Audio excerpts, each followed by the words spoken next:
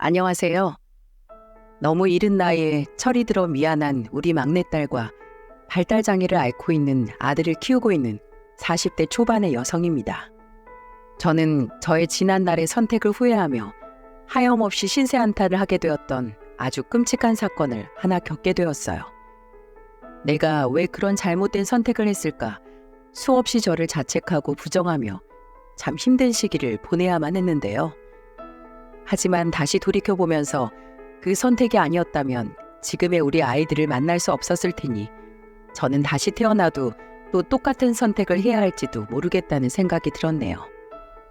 그러면서 이 모든 것은 다 내 잘못이 아니고 피할 수 없었던 어려움이었다라고 생각을 하며 견디고 일어날 수 있었습니다. 이쯤 되면 저에게 이 끔찍한 시련을 안겨준 당사자가 남편이라는 걸 눈치채셨을 거예요. 저는 남편의 배신으로 인해 뼈아픈 시간을 보내야만 했고 이게 회복되기까지 정말 오랜 시간이 걸렸어요. 남편과 저는 제가 20대 중반에 남편은 30대 초반에 만났습니다. 당시 저와 남편은 7살 차이로 나이 차이가 꽤 많이 나는 편이었어요. 당시 제가 배구 동호회에 들어서 운동을 열심히 하고 있었는데 거기에서 남편을 만날 수가 있었어요. 남편도 취미 삼아 동호회에 참석을 꾸준히 했고 저도 저만의 스트레스를 해소하는 창구였기에 열심히 참석을 했습니다. 저와 남편은 공통된 취미와 함께 서로 대화를 하면서 이야기가 잘 통한다는 걸 느끼게 되었어요. 하지만 저는 남편의 나이가 많아서 연애 상대로는 전혀 생각을 하지 않고 있었는데 남편은 그게 아니었나 보더라고요. 나중에 들어보니 남편은 처음부터 제가 마음에 들어서 계획적으로 다가와 대시를 한 거였고 저는 그저 친한 오빠 동생 사이로만 지내려고 했다가 이 남자의 정성에 반해서 결국 연애까지 하게 된 케이스였죠. 이 남자는 정말 열심히 저를 쫓아다녔습니다. 남편은 일찍이 국가고시에 합격을 해서 그 당시 5급 공무원으로 일을 하고 있었어요. 스펙도 좋고 얼굴도 그만하면 준수하고 성격도 활발하니 좋은 사람인 것 같아서 저도 점점 호감을 느낄 수밖에 없었죠. 그렇게 그의 마음을 받아들이고 연애를 2년 정도 한 뒤에 결혼을 했습니다. 남편은 이미 30살이 넘어 있었기에 빨리 결혼을 하고 싶어 했지만 제 나이가 당시 좀 어린 나이였던지라 서두르고 싶지가 않았어요. 그래서 항상 남편한테 이렇게 이야기를 했었죠. 오빠, 나랑 결혼하고 싶으면 딱 2년만 참아봐. 나는 아직 나이도 젊고 앞날이 창창한데 오빠한테 시집가려면 여기에서 뭔가 더 확신이 있어야 하잖아. 그러니까 결혼 너무 서두르지 말아줘. 이렇게 이야기를 하면 남편은 항상 알았다고 자기가 서둘러서 미안하다고 했어요. 지금 생각해보면 30대 초중반도 그리 늦은 나이는 아니었던 것 같은데 그때는 결혼이 그렇게 급한 듯 하더군요. 그러다 2년이 지났고 저는 사실 2년이 지났어도 이 사람에 대한 확신이 없으면 결혼을 할 생각이 없었거든요. 근데 2년 동안 겪어본 이 사람은 자기 일 열심히 하고 연애든 일이든 성실하게 하는 사람이었어요. 그리고 무엇보다 시부모님이 정말 좋으신 분들이었죠. 사실 사람은 그냥 평범한 사람이었어요. 아주 나이 싼 사람도 아니고 그렇다고 별로인 사람도 아닌 그냥 사회에서 무난하게 만날 수 있는 평범한 기준의 사람이었죠. 근데 시부모님은 아니었어요. 두 분은 어찌나 인자하시고 따뜻하신지 연애 기간 때 시댁에도 자주 놀러가며 깊이 있게 지내고 있었는데 늘 저를 예뻐해 주시고 항상 따뜻하게 대해 주시는 정말 특별한 분들이셨습니다. 이분들은 저를 진짜 딸처럼 생각이 드셨는지 늘 제가 놀러 갈 때면 남편보다도 저를 더 많이 챙겨주셨어요. 그래서 한 번은 결혼 후에 어머니께 물어본 적이 있었는데요. 그때 어머님이 해주신 대답으로 인해 저는 진한 감동을 느낄 수 있었을 정도였어요. 어머님, 저는 어머님이랑 아무 상관도 없는 사람인데 왜 처음부터 저를 그렇게 예뻐해 주신 거예요? 어떤 데 보면 어머님 아들보다도 저를 더 많이 챙기시는 것 같아서요. 그런가? 글쎄 나도 그 이유는 잘 모르겠네. 그냥 나는 네가 너무 예쁘고 좋아. 왜 그런 사람 있잖니? 그냥 아무 이유 없이 좋은 사람 말이야. 나한테는 네가 그런 것 같아. 그냥 가만히만 있어도 정이 가고 마음이 쓰여. 이렇게 예쁘게 말씀해 주시는 어머님을 보며 어느 누가 감동을 받지 않을 수 있겠어요? 그래서 저는 남편보다도 시어머니와 시아버지를 더 많이 따르고 좋아할 만큼 결혼 생활을 행복하게 할 수 있었죠. 그리고 남편과의 사이도 꽤나 좋은 편이었어요. 시댁이 아무리 좋아도 남편이 개차반이었으면 아마 결혼 생활을 유지하지 못했을 거예요. 근데 남편은 그래도 장점 중 하나가 결혼 전이나 후가 똑같았다는 거였죠. 남편은 연애를 할 때부터 저에게 크게 헌신적인 사람은 아니었어요. 하지만 제가 이야기하는 것들은 다 들어주려고 하고 기본적인 매너를 지키면서 무난한 연애를 유지할 수 있던 사람이었는데 그게 결혼에서도 이어졌습니다. 남편은 집에서 기본적인 살림이라든지 집안일들을 함께 했고 그것에 대해서 불평을 가지거나 불만을 표하지도 않았고요. 그게 당연한 거라고 생각을 하면서 서로에게 부부로서의 매너를 지키며 지낼 수 있는 사람이었죠. 사실 저는 이것도 되게 중요하다고 생각을 하는 사람이에요. 요즘은 남자, 여자 역할이 따로 없다고들 하지만 그래도 은연중에 여자는 살림, 남자는 직장 이런 식으로 인식이 박혀있는 사람들이 은근히 있거든요. 그래서 집안일을 여자들이 더 많이 하는 경우들을 많이 봤었고요. 근데 이 사람은 저보다 수입도 더 많이 있었고 직업도 좋으니 그런 부분에서 유세를 떨만도 한데 그런 거 하나 없이 늘 설거지는 알아서 담당해서 했고 빨래며 청소며 모든 것을 저와 함께 해주었습니다. 저는 그게 정말 고마웠어요. 당연하지만 당연하지 않은 것들을 당연하게 해주는 게 이 사람의 큰 장점이었죠. 그리고 내가 좋아서 벌벌 떨진 않았어도 애정 표현을 진짜 많이 해주는 사람이었어요. 이 사람은 늘 저를 부를 때 결혼 전이나 후에 공주라고 부를 만큼 애교가 많은 사람이었는데요. 저는 그 부분도 좋았답니다. 늘 무뚝뚝한 오빠만 있었던 터라 이 사람이 저한테 애교를 피워주니까 그것도 나름 귀엽고 좋더라고요. 그래서 정말 재미있으면서도 행복하게 결혼 생활을 할 수 있었어요. 그렇게 재미있게 잘 살고 있던 중 우리 가족에게 좀 어려운 일이 닥치고 말았습니다. 지금도 그때를 생각하면 너무 한이 되고 지금 우리 아이한테 미안함을 많이 느끼고 있어요. 결혼 후 1년이 지나 첫째를 임신하게 됐는데 그 아이가 발달장애 판정을 받게 되었어요.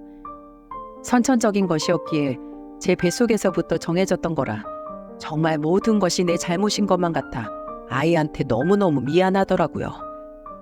이 아이를 붙잡고 얼마나 울었는지 그 긴 세월만 생각하면 아직도 눈물이 바로 쏟아질 만큼 힘든 시기를 보낸 적이 있었죠. 그래서 우리 첫째 때문에 저는 잘 다니고 있던 직장도 그만둬야 했고 모든 삶의 패턴이나 우선순위 등이 전부 다 바뀌어버리게 되었죠. 한순간에 바뀐 저의 삶에 한동안은 적응을 할 수가 없었습니다. 아이가 그냥 어려도 키우기가 힘든데 이렇게 선천적인 문제를 안고 있으니 더더욱 힘들더라고요. 근데 그래도 그때 좀 버틸 수 있었던 이유는 바로 남편 때문이었어요. 남편은 제가 좌절하고 있을 때 저를 다독여줬습니다. 여보, 괜찮아. 당신 잘못 아닌 거 알잖아. 병원에서도 당신 잘못 아니라고 했으니까 더 이상 자책하지 마. 엄마가 자책하고 힘들어할수록 아이한테도 영향이 간다니까 당신이 먼저 일어서서 힘내야 돼. 그러니까 그만 마음 아파하고 애한테만 집중하자. 일도 나 혼자서 하면 되니까 걱정하지 말고. 고마워 여보. 그리고 진짜 미안해. 이렇게 될 줄 알았으면 아이를 아예 낳지 않는 건데 지난 날이 너무 후회가 돼. 그런 소리 하지 말라고 했지. 우리 다 모르고 그런 거잖아. 이렇게 될 줄 누가 알았겠어. 그리고 아파도 우리 자식인데 우리가 잘 키워야지. 걱정하지 마. 발달장애여도 어릴 때부터 정말 잘 훈련시키고 치료 같은 거 받아서 그리 심하지 않게 크는 애들도 많이 있다더라. 그러니까 우리가 그런 케이스 애를 만들면서 잘 키워보자고. 남편은 이렇게 옆에서 저를 달래주었고 저는 남편의 이러한 노력 덕분에 후를 털고 금방 일어날 수가 있었어요. 하지만 역시나 장애를 가진 아이를 육아한다는 게 쉽지가 않았습니다. 하루에도 몇 번씩 아이와 함께 어디 가서 인생을 포기해버리고 싶을 만큼 다 놓아버리고 싶은 때가 한두 번이 아니었어요. 하지만 그럴 때마다 우리 시댁에서 찾아와 어머님, 아버님이 제게 힘을 주시고 절 대신해서 같이 아이를 봐주시니 그나마 좀 버틸만 했습니다. 친정에서도 물론 많이 도와주셨고요. 그러니 우리 아이는 시댁과 친정 손에서 같이 컸다고 말할 수 있을 정도로 양쪽 할머니, 할아버지들이 많이 봐주셨습니다. 그러다가 둘째를 낳게 되었는데 둘째를 낳을 때에는 제가 처음에 아예 기획조차 가지려고 하지 않았어요. 지금도 너무 힘든 육아를 하고 있는데 여기에서 또 아이를 낳게 되면 얼마나 더 힘들어질까 도무지 가늠이 되질 않았었거든요. 거기다가 둘째를 낳는 것까지는 그래도 해볼만 하다고 해도 혹시 그 아이까지 아프게 되면 어쩌나 하는 두려움이 있었기에 저는 둘째를 계획하는 걸 계속 거부하고 있었어요. 근데 남편은 그래도 아이에게 형제가 필요하고 둘째는 괜찮을 거라며 저를 매일 설득해 나갔죠. 그리고 이렇게 아픈 아이만 있는 것보다는 우리 옆에서 우리가 또 하나의 육아 보람을 느낄 수 있는 아이를 낳는 것도 우리 삶의 큰 원동력이 될 거라면서 남편이 계속 이야기를 해서 결국에는 둘째를 낳았습니다. 다행히도 첫째 아들은 아픈 상태로 낳았지만 둘째 딸은 너무나도 건강했어요. 오히려 제 뱃속에 있을 때부터 아이가 너무 잘 먹고 잘 커서 태어날 때 우량아로 태어날 정도였죠. 저는 거기에 깊은 안도의 숨을 쉴 수 있었습니다. 그리고 조금은 자책에서 더 벗어날 수 있는 계기가 되기도 했었고요. 우리 둘째는 너무나 예쁘게 잘 컸어요. 다만 마음이 아픈 건 정신이 온전치 못한 오빠 때문에 어릴 때부터 양보를 많이 해야 했고 막내여도 막내처럼 클 수가 없었다는 겁니다.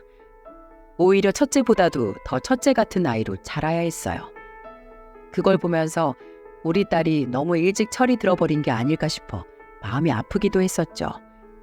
근데 어느 날 우리 딸이 저한테 이렇게 이야기를 하더군요. 그때가 아마 우리 애가 7살쯤 되던 때였을 거예요.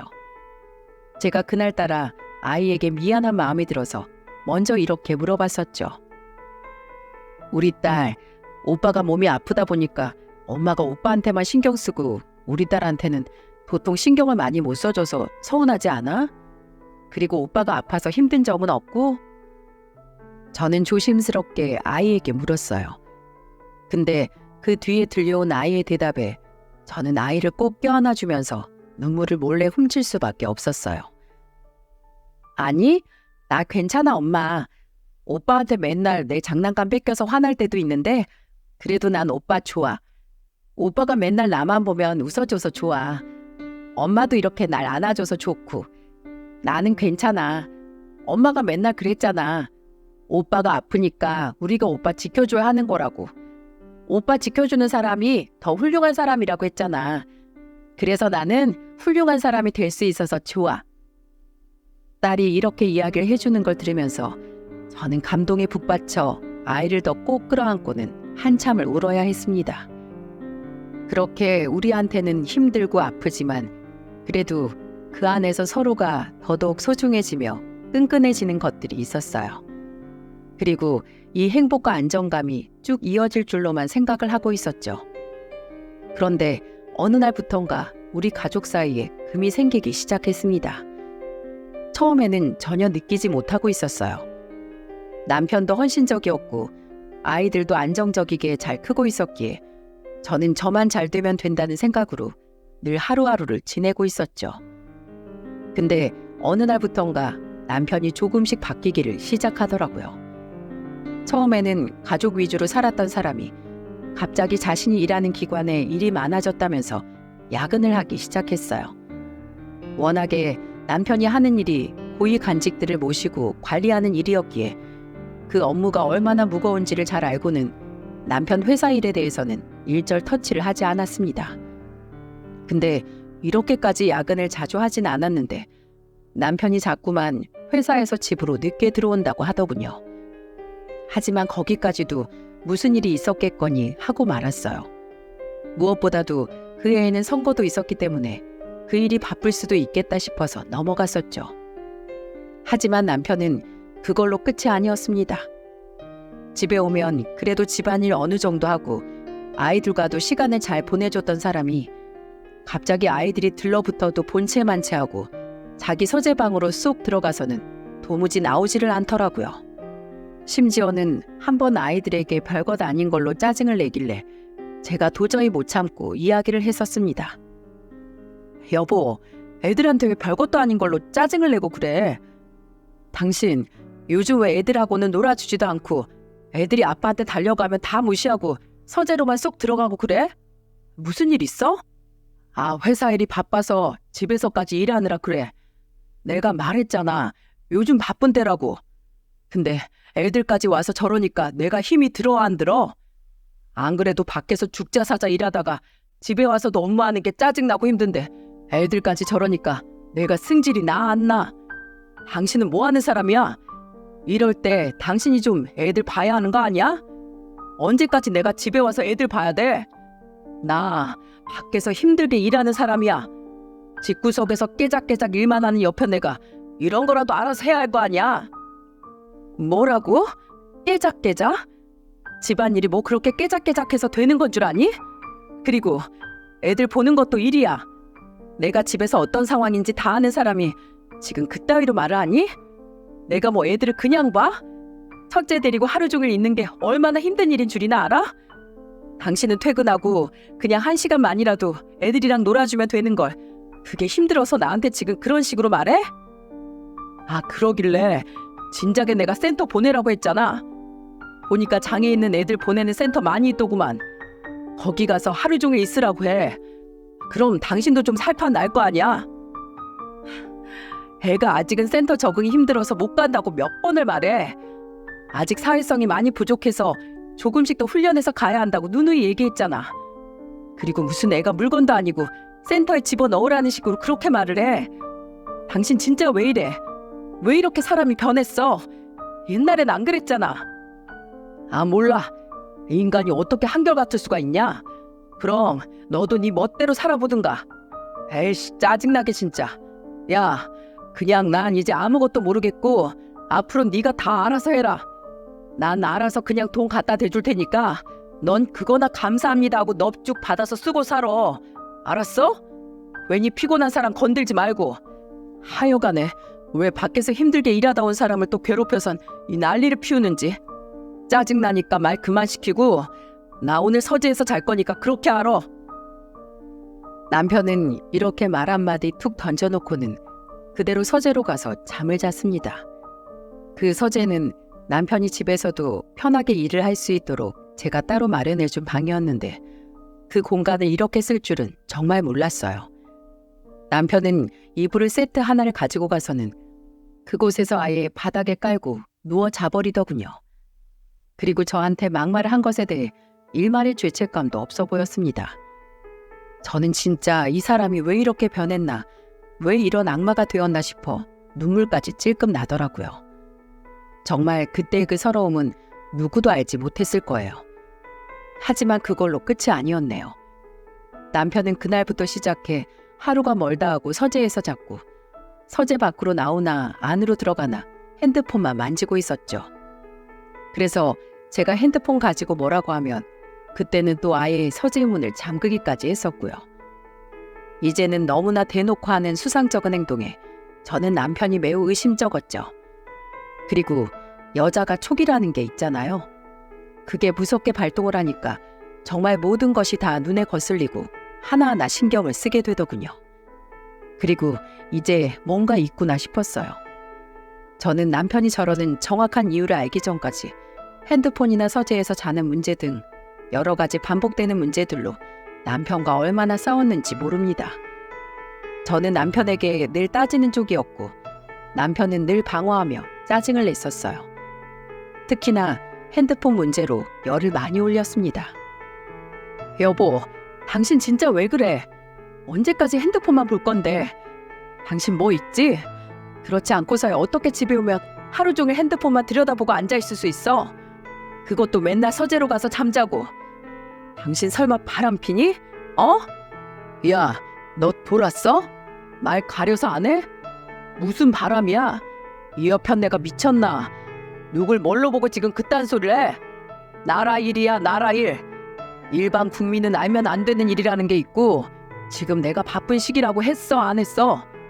하여간에 남자가 밖에서 일하는 거 가지고 그렇게 하나하나 신경 쓰면서 의처증 짓거리 할 거면 나랑 결혼 왜 했냐? 어? 뭐라고? 의처증? 당신 말 다 했어? 아니, 생각을 해봐. 내가 안 그렇게 생겼나? 당신 지금 몇 달째 집에만 오면 핸드폰만 쳐보질 않나? 서재에서만 자고 안방은 아예 들어오지도 않잖아. 근데 그건 바라지도 않아. 근데 요즘 애들한테는 어떻게 하니? 사사건건 짜증 부리고 곁에 다가오지도 못하게 하고. 당신 하는 꼬라지가 지금 원래 없던 모습들이잖아, 다.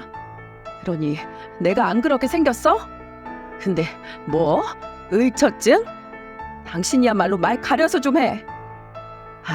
나도 지금 일 때문에 예민하고 바쁘고 힘든데 당신이랑 애들까지 그러니까 내가 더 힘들다고. 제발 그만 좀 해. 날 못 믿어? 못 믿겠어. 당신 야근은 진짜 회사에서 하는 건 맞아? 맞긴 맞냐고. 맞다고. 진짜 그렇게 못 믿는데 나랑 왜 사냐? 왜 살아?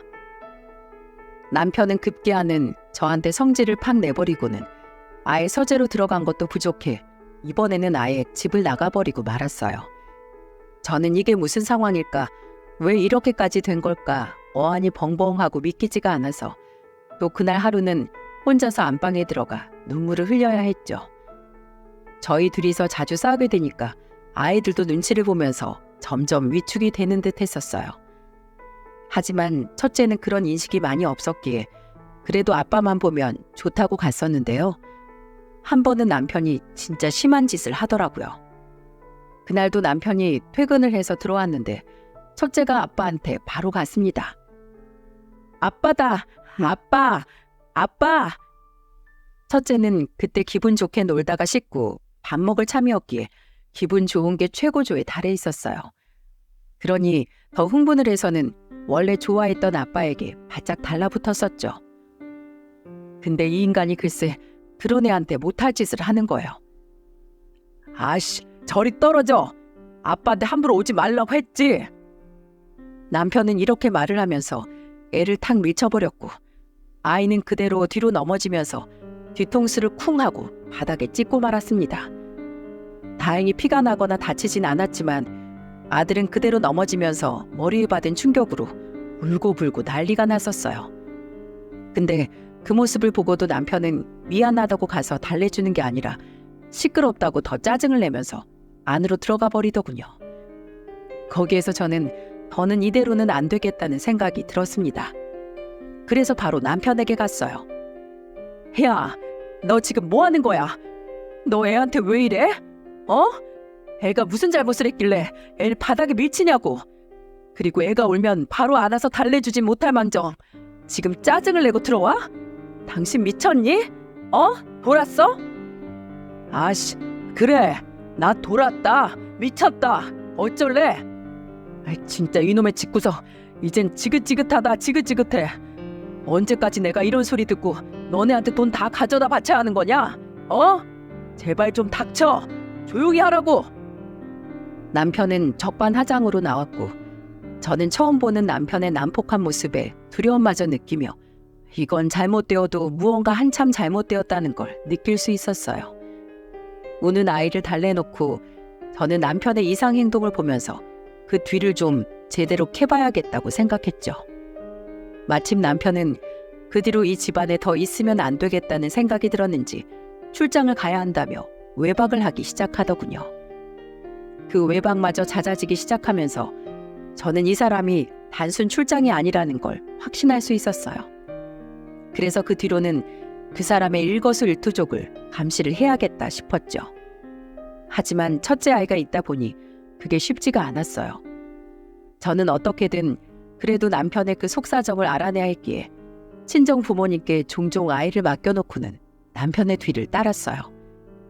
그나마 다행히도 우리 애가 사회성이 좀 부족해서 어딜 가도 저랑 떨어지려고 하지 않았는데 친정에만큼은 잘 있었기에 그곳에 맡겨놓고 다닐 수가 있었어요. 그리고 남편이 일하고 난 뒤에 퇴근 후를 밟기 위해서 남편 회사 건물 앞에 몰래 기다리다가 남편을 뒤따라갔을 때 저는 충격적인 사실을 목격해야만 했습니다. 그건 바로 제가 염려를 하던 일이었고 그 예상과 추측 모든 것이 다 사실로 확인되는 순간이었어요. 남편은 어김없이 그날도 저에게 야근이 있다고 한 날이었는데 역시나 제 예상에 맞게 남편은 야근을 한 게 아니었습니다. 퇴근 후에 어디론가 갔는데 한 30분 정도 차로 움직여서 간 곳은 한 레스토랑이었고 거기에서 어떤 여자와 함께 다정하게 만나는 모습을 목격하게 되었어요. 둘이서 손을 잡고 포옹을 하고 사람들이 있든 없든 전혀 개의치 않고 애정행각을 벌이며 행동하는 모습들이 아주 가관이었습니다. 저는 너무나도 화가 났지만 일단은 증거를 확보를 해야 했기에 남편의 그 모습들을 다 사진에 담았어요. 그리고는 그 뒤로도 몇 번이나 쫓아가서 남편이 바람피는 목격들을 다 담아냈죠. 충격적이게도 그 사이 둘이서 호텔에 들어가는 모습들까지도 전부 다 확인을 할 수 있었어요. 저는 정말 어떻게 이럴 수가 있을까? 사람이란 게 이렇게 배신을 해도 철저하게 할 수 있을까 싶어서 기가 차더라고요. 그래서 이걸 어떻게 퍼뜨려야 할까 고민을 많이 했어요. 그러다가 진짜 대박적인 일을 하나 겪게 되었고 저는 그걸로 남편에게 제대로 복수를 해줄 수 있었습니다. 처음에는 이걸 친정에 말해야 하나 시댁에 말해야 하나 고민이 많았어요. 친정에 이야기를 하면 제 편이 되어서 엄청난 복수를 같이 해줄 것이고 시댁에 이야기를 해도 성품 좋은 우리 시부모님이 내 편에 서서 아들놈에게 톡톡히 참교육을 시켜줄 거라는 확신이 있어서 차라리 양쪽에 다 말해버릴까 하는 생각까지 했었지만 더 깊이 생각을 해보니 어느 쪽 하나라도 이야기를 하면 너무나 가슴 아프고 충격적인 시간을 보내야 할 것 같아 우선은 저 혼자 고민하면서 처리를 해보기로 했었어요. 그러다가 아주 결정적인 사건을 통해 남편에게 시원하게 복수를 할 수 있었고 그 빌미를 제공해준 남편놈에게 저는 엄청난 고마움까지 느껴야만 했었답니다. 남편은 제가 알고 있다는 사실은 꿈에도 모르고 있었기에 저는 제가 알고 있다는 사실을 입 밖에도 꺼내지 않았어요. 오히려 남편이 알아서 더 증거를 모을 수 있는 빌미를 만들 수 있도록 부추겼죠. 제가 남편을 계속 미행하며 따라다닐 수 있었던 이유는 남편은 이렇게 단순하고 좀 둔한 면이 있기 때문이었어요.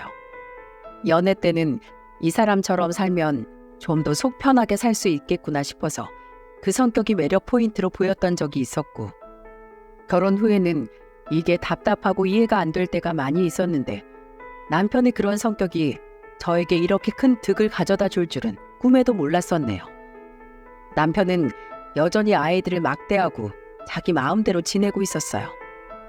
저는 출장을 갈 거면 얼마든지 가고 야근을 할 거면 얼마든지 해라 라는 식으로 거의 방종하다시피 내놓고 지냈고 이 남자가 집에서 뭘 하든 신경도 하나 안 썼습니다. 그러더니 점점 더 막 나가더라고요. 하루는 주말에 부산에 있는 친구가 결혼식을 한다고 하기에 저는 이것도 멀리 간다고 하는 거 보니까 제대로 증거 하나 잡을 수 있겠구나 싶어서 잘 다녀오라고 한 뒤에 뒤를 밟기 시작했어요. 근데 좀 이상한 게 남편이 아침 일찍 나갔었는데 부산으로 갈 줄 알았던 사람이 저희 친정집 근처에 있는 결혼식장으로 들어가더군요. 근데 그것도 이렇게 이른 시간에 가는 이유가 뭘까 싶어서 저도 안으로 따라서 들어갔죠.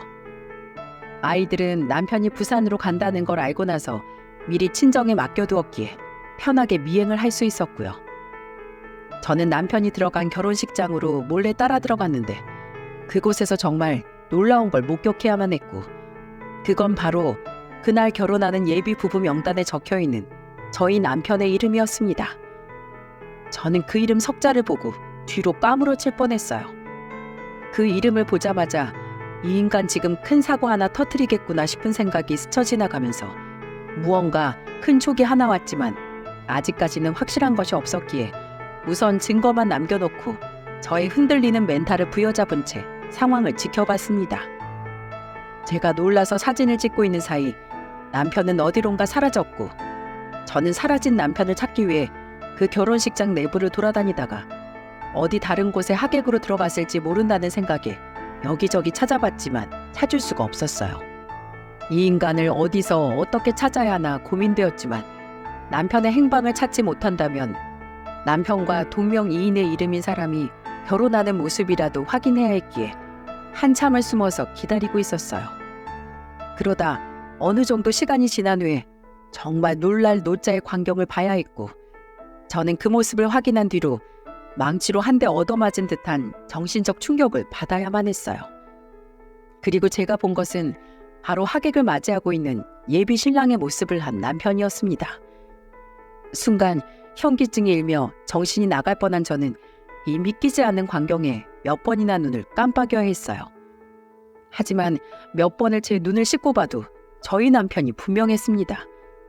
왜 저 인간이 저렇게 한가운데 서서 하객들을 맞이하고 있는 건지 도저히 이해가 가지 않았죠. 하지만 지금까지 저 인간이 행한 모든 일들이 다 상식 밖의 일이었기에 저는 이렇게 끔찍한 짓을 저지르고도 뻔뻔하게 웃고 있는 저 인간을 보면서 어떻게 이 결혼식을 깽판을 치고 제대로 복수를 해줘야 할까, 망신을 어떻게 줘야 할까 고민했어요. 저는 아주 똑똑한 방법을 쓰기로 했고 남편의 결혼식이 시작될 때까지 기다리고 있었습니다. 그리고 남편의 결혼식이 시작되기 전 미리 친정에 전화를 했어요.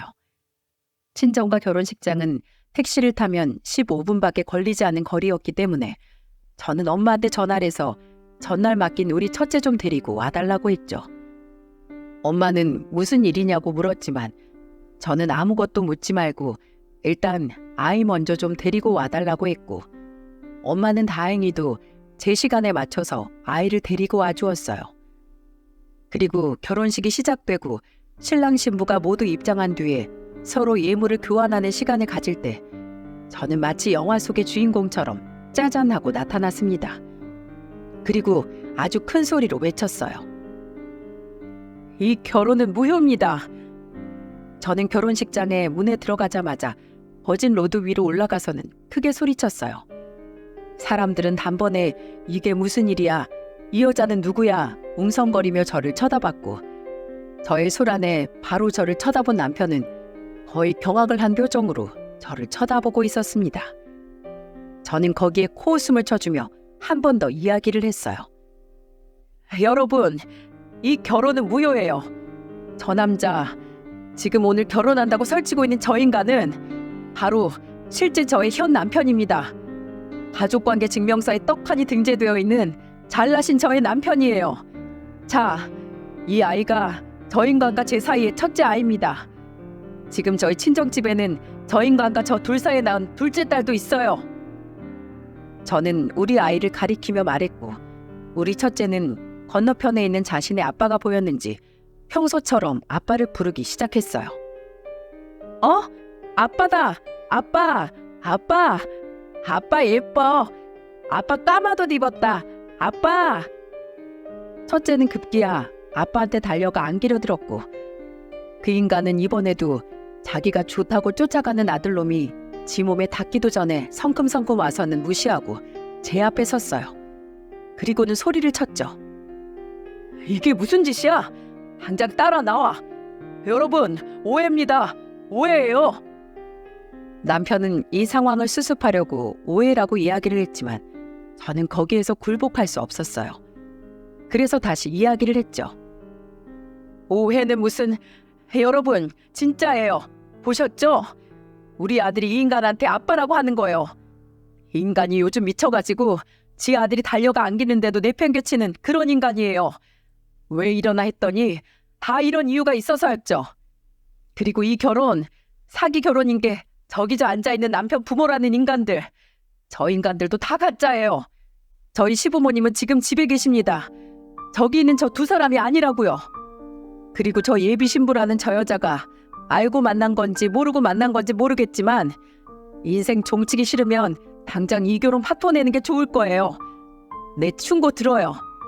이 인간은 가족도 개무시하는 더럽고 성격 난폭한 인간이에요. 저는 이 결혼을 매우 후회하고 있습니다. 그러니 당신도 내 꼴 나기 싫으면 당장 그만두는 게 좋을 거예요. 저는 이렇게까지 이야기를 했고 남편은 더는 저를 봐줄 수 없었는지 제 입을 막아버리고는 막 끌고 가버리더라고요. 그리고 그 뒤를 이어서 그 여자도 쫓아오는 듯 했습니다. 이 말도 안 되는 상황에 하객들은 난리가 났고 그 수습은 죄다 이 여자의 부모 몫이었어요. 왜냐하면 하객 알바로 들어간 것이 들통난 그 부모 역할을 하던 사람들은 바로 줄행랑을 쳤거든요. 그 외에 남편의 지인으로 온 알바들도 죄다 식장을 빠져나간 상황이었고요. 남편과 여자, 저, 이 셋은 대면을 했고 뒤에서 모든 걸 지켜보던 저희 친정엄마는 기가 차다며 머리를 싸맸지만 제가 얼른 첫째를 맡기고 우선 집으로 가 있으라고 하고는 미리 보낸 상태였어요. 그래서 온전히 3명이서 남은 상황에 그 여자도 모르고 당한 거였는지 바로 남편을 추궁해 나가기 시작했죠. 당신 뭐야? 이거 어떻게 된 거야? 당장 설명하는 게 좋을 거야? 그게 미안해. 미안해 진짜. 내가 다 잘못했어. 내가 이렇게 사과할게. 용서해줘. 이 사람은 앞으로 내 아내로 있을 게 아니었어. 다 이혼을 생각하고 있었다고. 그래서 자기한테 말 안 한 거야. 나한텐 자기밖에 없어. 알잖아. 남편은 기가 막히게도 제가 아닌 그 여자한테 가서 무릎을 꿇기 시작했고 제가 앞에 있다는 사실을 까먹은 건지 안중에도 없는 건지 모르겠지만 또다시 제 가슴에 비수 꽂히는 말을 짓거려댔죠. 저는 이 말도 안 되는 상황을 보면서 정말 어이가 없어서 눈물도 나오지 않더라고요. 하지만 그 여자는 남편이 꼴도 보기 싫었는지 바로 매정하게 이야기를 하더군요. 정신 못 차리네 이 인간. 됐어. 당신 꼬락서니를 보니까 당신한테 들으면 제대로 들을 수도 없겠다. 당신은 당장 여기에서 꺼져. 꼴도 보기 싫으니까. 그리고 나랑 우리 부모님 속인 대가 톡톡히 치러야 할 거야. 그 여자는 남편에게 꺼지라고 이야기를 했고 남편은 그 여자의 드레스 한쪽을 붙잡고는 한참 매달리고 있는데 때마침 하객들 상황을 다 정리한 그 여자 쪽 부모님이 와서 그 남편의 머리채를 잡고 뜯고 흔들고 아주 난리가 났습니다. 이 아이 나쁜 놈아. 이 나쁜 거. 이 사기꾼. 당장 나가. 여기서 당장 꺼지라고. 이리저리 머리가 잡아 뜯긴 채로 흔들리던 남편은 더 이상은 못 버티겠는지 지 힘으로 잡힌 머리채를 풀더니 그대로 빠져나가 줄행랑을 쳐버리더군요.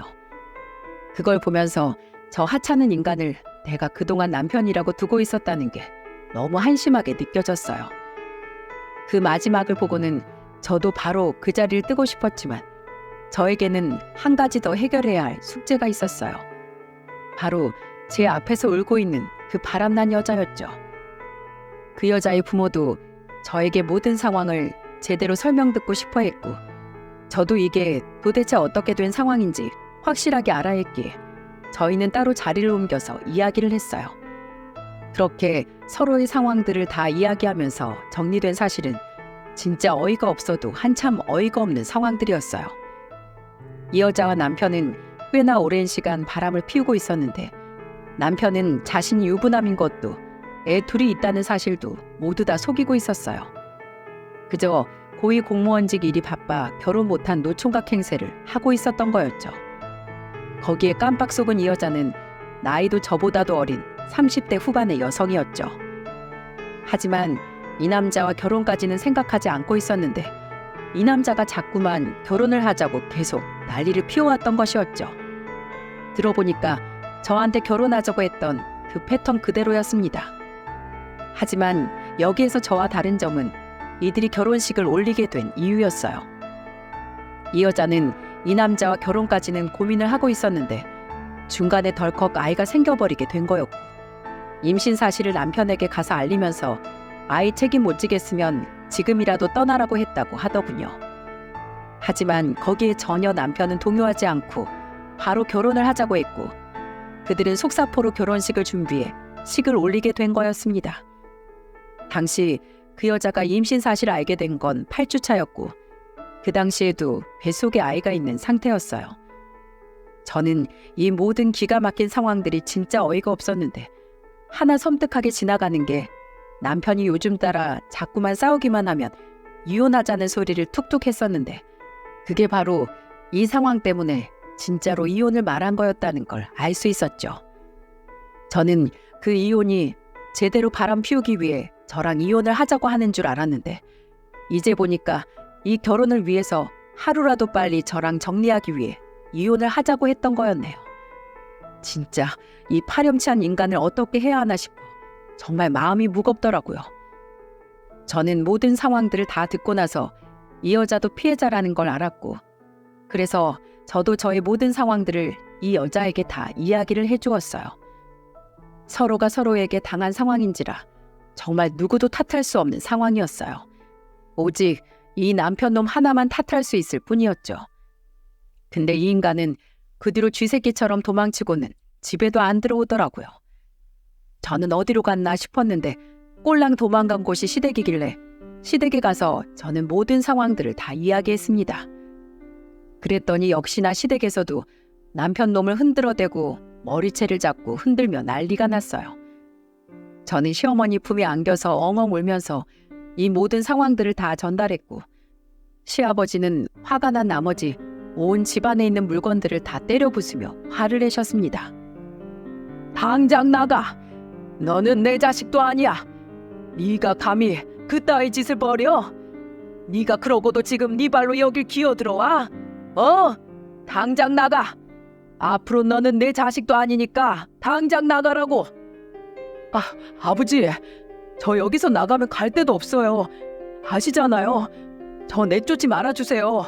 하나밖에 없는 아들인데 이 정도도 용서 못 해주세요? 그 하나밖에 없는 아들이 얼마나 내 수치가 되었는지 네가 지금 그걸 알면 그따위로 말 못할 거다. 나는 너 같은 자식 내 자식으로 인정 못하니까 당장 썩 꺼져. 가서 네 인생 네가 알아서 살아. 너무나도 완고한 시아버지의 태도에 남편은 그 길로 시댁에서도 쫓겨났어요. 그리고는 그 뒤로 시부모님이 저한테 무릎을 꿇고 남편을 대신해서 사과를 하시더라고요. 혜미야, 미안하다. 정말 미안해. 우리가 자식 놈을 잘못 키웠다. 우리가 다 망쳤어. 정말 미안하다. 용서하지 마라. 이건 용서 안 될 일이야. 그리고 당장 우리 아들이랑 이혼하고 위자료는 우리가 어떻게 해서든 다 챙겨줄 테니까 걱정하지 마라. 정말 미안하다 아가. 아버님 어머니 죄송합니다. 이렇게 못난 모습 보여드려서 정말 죄송해요. 아니다. 이게 어떻게 네 잘못이냐. 아들로 못 키운 우리 잘못이고 그놈의 자식 잘못이지. 네가 잘못한 건 하나도 없어. 부디 잘 살고 가끔 우리 손주들이나 보여줘. 우리 손주들 생각하면 억장이 무너진다. 억장이. 시부모님과 저는 서로를 부둥켜 안고 울었고 저는 그날 이후로 남편과 이혼을 하게 되었습니다. 시부모님은 약속대로 남편의 모든 전 재산을 저에게 위자료로 넘겨주셨고 남편은 그 길로 빈털터리 신세가 되었어요. 하지만 거기에서 끝이 아니었죠. 저는 남편에게 더 제대로 복수를 하기 위해 남편이 바람피웠던 증거들을 여자 얼굴만 가린 채로 남편 회사로 뿌려버렸죠. 근데 더 웃긴 건 그 상대방 여자도 남편에게 복수를 하겠다고 자신과 있었던 일들을 글로 적고 사진으로 증거를 써서 뿌렸더라고요.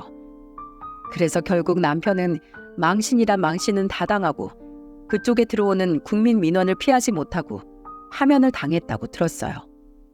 거기에다가 그 여자 쪽에서도 사기죄로 걸고 넘어져서 지금은 또 재판까지 받고 있는 중이라고 하더군요. 그렇게 빈털터리 신세에 범죄자까지 된 그 인간은 앞으로의 인생이 또 어떻게 될지 모르겠습니다. 확실한 건 이제 망했다는 거예요. 완전히요.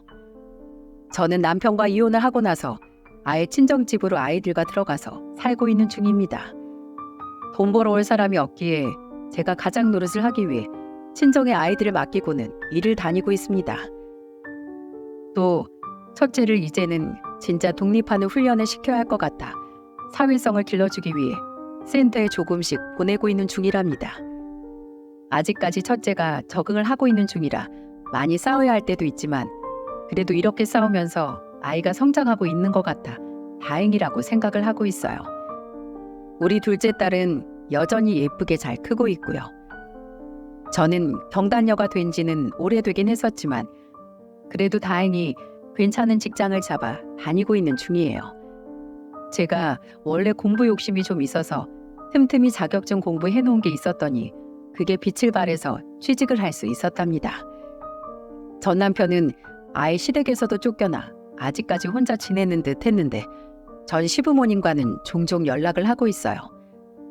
항상 제 안부를 물어주시고 우리 아이들 잘 지내고 있는지 궁금해하셔서 얼마 전에는 데리고 가서 직접 서로 만날 수 있게 해주었네요. 여전히 저에게는 너무나 따뜻하고 좋으신 분들이라 저는 앞으로도 이렇게 종종 찾아뵐 것 같습니다.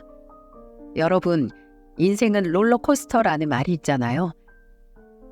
저는 제대로 내리막길을 내려오고 이제 다시 오르막길을 올라가고 있는 중인 것 같아요.